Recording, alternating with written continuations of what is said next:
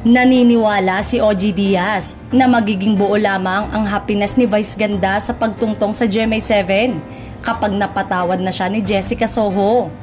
Feeling ko, para maging buo as in 100% yung happiness ni Vice Ganda sa kanyang pagtungtong sa GMA, feeling ko yan na lang ang kulang, yung kapatawaran ni Jessica Soho sa kanya at yung pagsisimula ng kanilang friendship kung mabibigyan ng pagkakataon.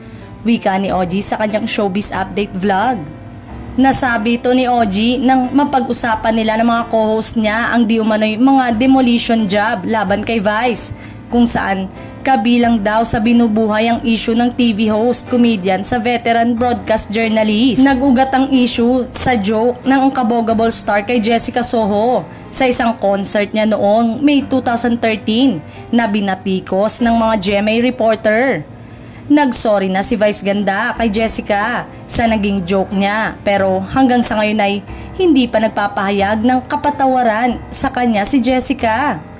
Samantalang mukhang hindi magkakaroon ng chance si Vice na mag-guest sa magazine program ng GMA7 na Kapuso Mo Jessica Soho sa GMA7. Nabanggit daw kasi ni Vice na gusto niyang mag-guest sa isa sa mga programa ng Kapuso Network. Pero ayaw ng KMJS host na makipag-usap kay Vice Ganda. Pagkalipas ng 10 years ay heto at nagkaroon na ng collaboration ang ABS-CBN at GMA7 dahil na rin sa kawalan ng prangkisa ng Kapamilya Network. Negatibo raw ang sagot ni Jessica base sa makeup artist ng KMJS host.